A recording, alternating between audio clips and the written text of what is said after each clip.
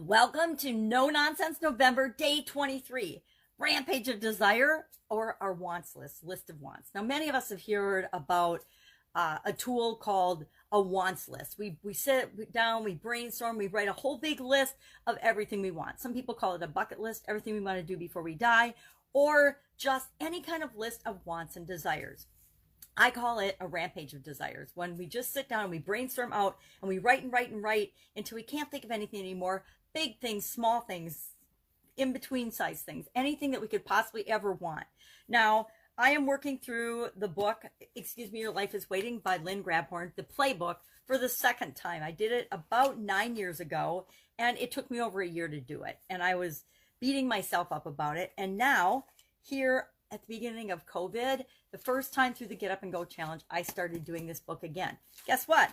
I am only on page 107 out of 259. So I'm not even halfway through this book again, and we've only got about a month and a week left of this year. So I guess I've got 5 or 6 months to finish it, but it's probably going to take me a year to go through it again. And one of the exercises that I'm working on, and I just went through, which is one I want to share with you today, has to do with looking at our wants and our desires. Now, when I create and I look at the things that I want, I go through and I look at long-term, meaning, future giant, great big goals. Short-term, usually a year or less, I consider short-term.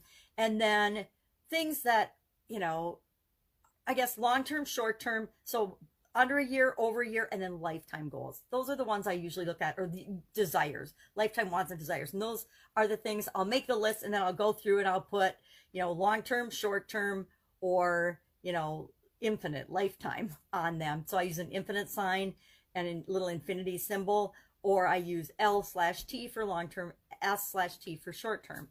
Or I can put 1, 5, 10 years on it. It doesn't matter, but that's how I sort them and I go through them. Well, in the playbook, I had forgotten about this way of doing it, but what Lynn recommends you do is make and sort and create a list of wants under 3 categories, 3 headings. Things that you really, really want. You really, really want, and then we're gonna analyze those. But first, we're just gonna do a list of, let's say, 5 to 10 things that you really, really want. I would consider those my lifetime things, but it's up to you to decide and define them. But stuff that you really, really want. Maybe you really, really want a new car, or you really, really want a life partner, or you really, really want to improve your relationship, or you really, really want a new job or something. But what are 5 to 10 things that you really, really want? Write those down. Then, what are 5 to 10 things that you sort of want? You want them, you'd like them, it'd be awesome if they happened, but you just sort of want them. You're not willing to do whatever it takes to get them. Really, really wants, you're willing to do whatever it takes to figure out how to make those things happen in your life. Sort of wants, meh. If they happen, great. You'll try a few things, but you're not going to go out of way or risk your life in order to make those happen. And then the third category she recommends are you just passing thoughts, things that you see and you're like, oh man, I would like that sweater, or I would like that vehicle, or I would like to have that person's lifestyle. Just passing thoughts. I would like to win the lottery. That is just a passing thought to me. So make those 3 lists. And then what she has us do is go through and on a scale of 1 to 5, rate each of these things on the list. So you'll have either, 15 to 30 things on your list initially, because we want to just do a quick and dirty version of this exercise, because it'll show us a lot in just a short version. And then we want to, on a scale of 1 to 5, rate how strongly we feel about these 5 categories, about each of those want items. And I'll give you a couple of examples after I share what the categories are. The first one is, on a scale of 1 to 5, how guilty or ashamed do you feel right now about this really, really want thing, this sort of want thing, or just a passing thought thing? Then the second one is unethical or sinful. How, on a scale of 1 to 10, 1 being not sinful at all, to 5 being unethical and sinful as you can imagine, how do you rate each of your wants on, at first, guilty or ashamed that you feel that way? Again, 1 would be not guilty or ashamed. 5 would be super guilty or ashamed. Unethical and sinful is the second category. So 1 would be not unethical at all, or 5 would be super sinful, super unethical. That's how you think of this particular want or desire. The third category is on a scale of 1 to 5. How do you rate your feelings of unworthiness or not deserving, undeserving with respect to this particular want or desire? And then the fourth category is, are you discouraged? On a scale of 1 to 5, are you feeling discouraged about this? Is it something that you've wanted for your entire life, but you feel like you've made little or no progress toward it? Then you'd be on a higher level of discouragement, closer to 5. If you're not discouraged at all because you haven't even tried or gone for it, then maybe it's only a 1 or a 2. And then the fifth category, the fifth thing to assess each of these wants with, is you're feeling from a scale of 1 to 5 of how excited, how truly excited are you about the thing on your want list. And what you do is you make a grid, you make a table of that, and you go through it. And I've been doing that on a bigger scale with a whole bunch of desires and wants. And for this example, I'm going to share a couple of examples with you. I just pulled 4 things off of that wants list in the different categories so that I could give you an example of how I rated these things and some of the things that might tell me or show me about myself. Because we want to do that, and then we want to look at it and say, okay, what do I see for patterns? What is this telling me about myself? Am I feeling super unworthy? Am I feeling super ashamed or unethical about the wants and the things that I believe that I want for myself? And if so, then I need to and I will go forward and address some of those things. Because guess what? We are 100% worthy of anything that we desire, as long as it doesn't harm other people, right? If you want to be an axe murderer, this is not the place for you, because I'm not going to help you figure out how you can harm other people as one of your desires. 100% unethical and wrong, and I'm not going to go there with anybody. So let's look at a couple examples. My really want category, one thing, especially since my sudden cardiac arrest, that I really want is I want to be myself. I want to be who I truly, authentically am. I want to be free to be myself. I want to absolutely, positively show up in the world as who I am, who I really am.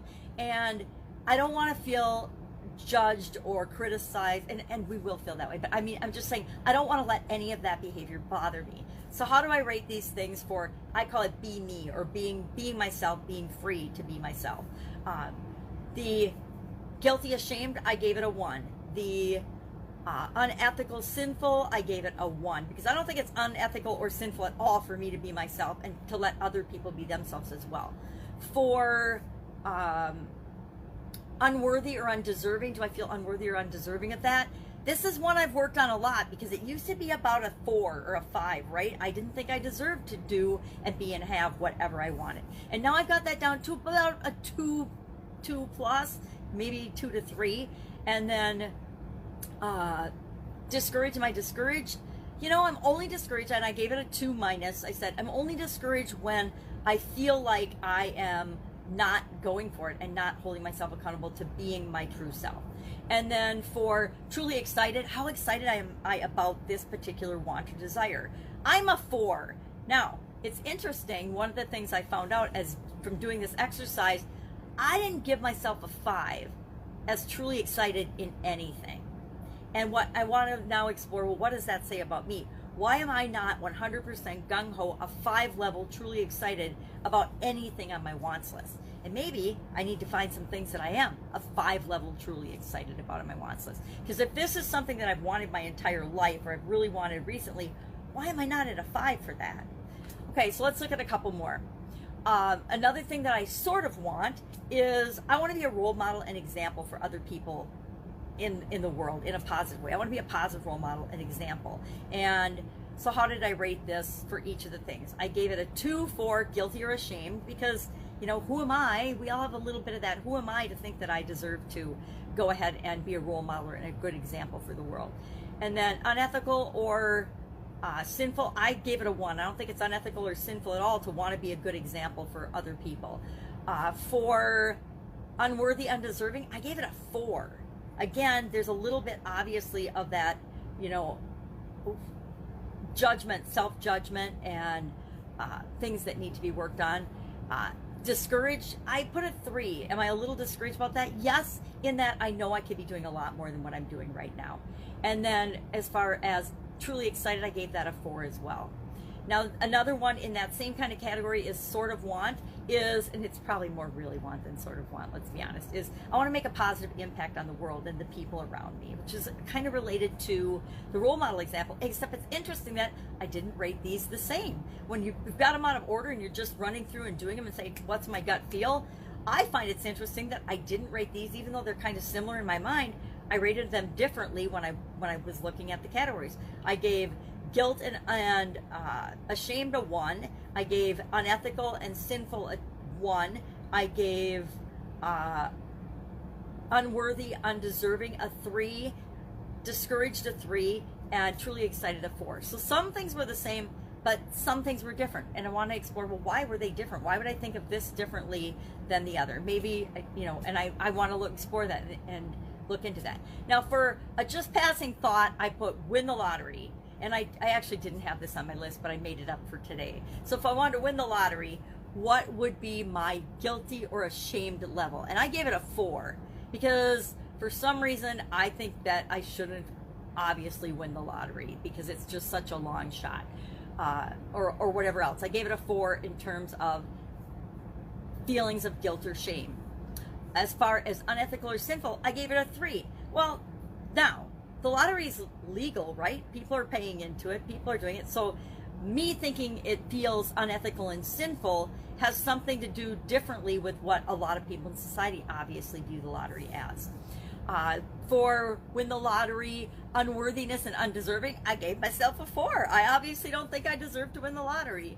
And then for discouraged, I put a 4, but here's the really funny thing about that. I'm not really discouraged at all because I don't even buy a lottery ticket. So that should probably be a 1, but I gave it a 4. So I want to explore, why would I give that a 4, that I'm discouraged by that? Because I've played the lottery before and I haven't won? Well, so have hundreds of millions of other people. And then finally, truly excited, I put a 2, only because how cool would it be if you actually won the lottery? That would be exciting, but I'm obviously not committed to it, and it's a just passing thought because I don't even ever buy lottery tickets. I don't even know how many lottery tickets I bought in my life, but definitely not enough to ever think that I should statistically win a lottery. So that's just some examples that I find this a really powerful way of looking at and analyzing our own personal situations with respect to our rampage of desire and our wants list. Because there's all these things we want, but this exercise clearly shows that even on the things that we say we want the most in life, we are giving ourselves mixed messages and we are blocking our ability to create those things in our life if we're feeling guilty, ashamed, unworthy, unethical, sinful, undeserving, discouraged. If we're feeling any of those things, we're blocking the things that we want 10 times harder than we're actually being truly excited and going after the things we want. So curious if you run through this particular exercise, what you learn about yourself as well. I'm still working through it. I think I've been working on it for a couple of days now as I'm going through the playbook. It's one of those books that I guarantee it'll change your life. If you were to actually get it and go through it and make yourself do the exercises, not cheat yourself, it is a book that will change your life. It's changed my life once before, and this time through, I'm sure it'll change my life again as well. So that's our lesson for today. That's our no nonsense tool for the day, and it's just the list of wants and the rampage of desires.